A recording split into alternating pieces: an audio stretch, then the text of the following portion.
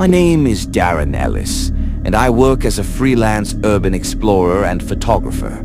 Old hospitals, forgotten factories, ghost towns, those are my playgrounds. But nothing ever felt as unnerving as what happened in Millfield, a small ghost town deep in Virginia's Blue Ridge Mountains. Millfield had been wiped off the maps after a fire broke out in 1982, taking the lives of nearly half the town's population. People abandoned their homes, businesses, and, most notably, the old St. Augustine Church, built in the 1800s. The church had stood eerily untouched, rumors swirling around it about strange noises, flickering lights, and even sightings of a choir that sang at midnight.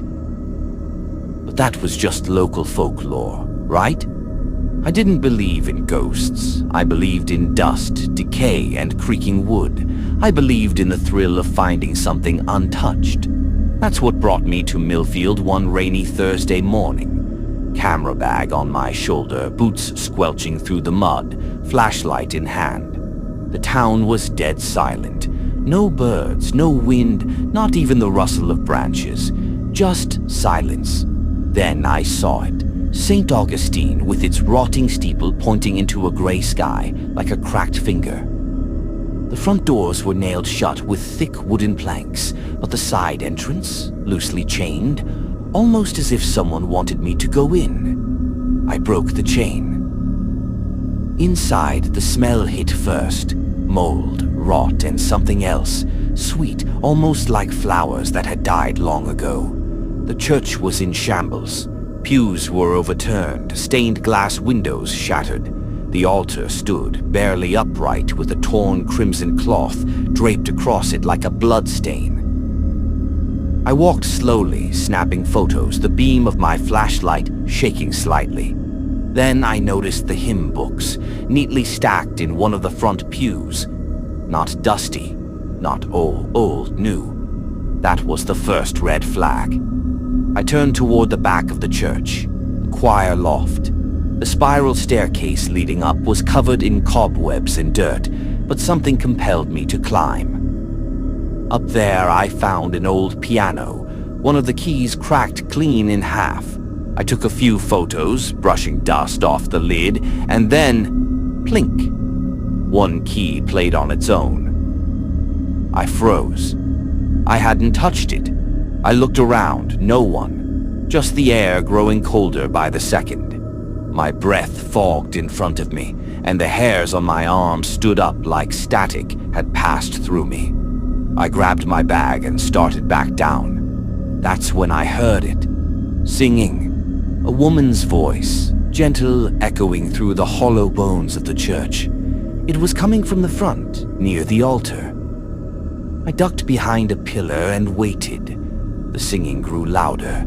Then it became multiple voices, a whole choir. Their harmony was hauntingly beautiful, like it belonged to a time long past. I crept forward. No one was there. But the music was real. I recorded it on my phone, heart thudding in my chest. Suddenly, it stopped. Dead silence. Then a whisper. "Why did you return?" I spun around. No one. I sprinted out of the church and back to my truck, hands shaking. I didn't look back. Not that day. But I made a mistake. I listened to the recording at home. The voices were on it, but not just singing. There was a chant underneath, a language I didn't recognize. And then, near the end, my own voice whispering, "Why did you return?" I hadn't said those words. That night I dreamed of the church, of flames, of shadows dancing in the pews, and a woman in black standing at the altar, her face hidden behind a white veil. She was holding a book, singing. The next morning I woke to find muddy footprints on my hardwood floor, leading from my front door to the bedroom. And my bedroom window? Wide open. I should have left it alone. I should have deleted the photos, burned the tape, and never gone back. But something pulled me, like a rope tied around my soul. I had to return. I needed answers. For 2 days, I locked myself inside my house. I didn't talk to anyone. I didn't go anywhere. I just kept listening to that recording again and again, and every time I played it, it ended with the same line. "Why did you return?" In my own voice. But I was sure I never said those words. On the third morning, I found something on the hood of my truck. A hymn book, the same one from the church, with fresh bloodstains on it. This wasn't a prank, it was an invitation. I was terrified, but the curiosity and that strange force pulling me back was stronger. I packed my camera, flashlight, and a small rosary my mother had once given me and returned to St. Augustine Church. This time the weather was calm. No rain, no wind, but the moment I stepped inside, everything felt the same, except for one thing. Candles were lit inside the church. Along every pew, burning white candles, like a ceremony was about to begin. I stepped in. Each creaking floorboard screamed under my feet. I switched on my camera, hit record.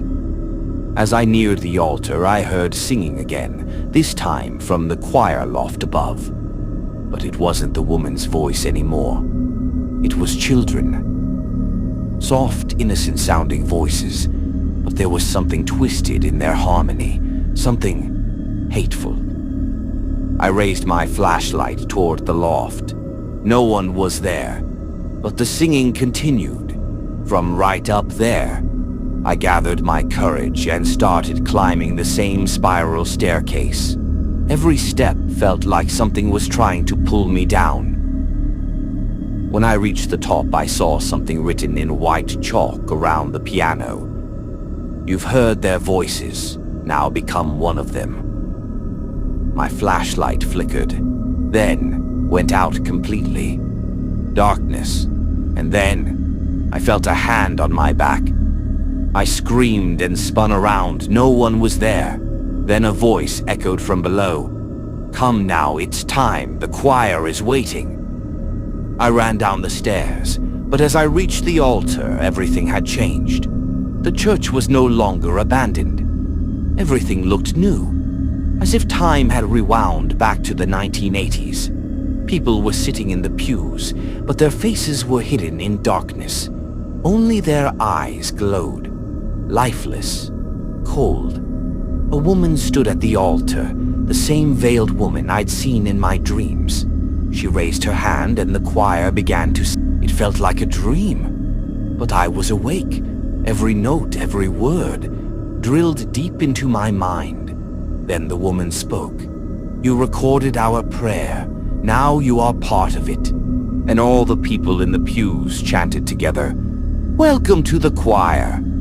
I screamed, dropped my bag, ran toward the door, but it was sealed shut, wouldn't move, wouldn't break. The church echoed with whispers, with laughter, with their chanting. I thought I was going to die there. Then, everything stopped. Silence. I blacked out. When I woke up, I was lying on the floor of my house. My clothes were torn, my camera shattered, but my phone was safe, and it had a new recording. One I had never made, the sound of the choir singing. And at the end, my voice. I'm the newest member of the choir. I left the town, got far, far away, spoke to no one, told no one. But at night, sometimes the phone rings by itself, the recording plays on its own, and a voice whispers, "Come back, your place is still waiting."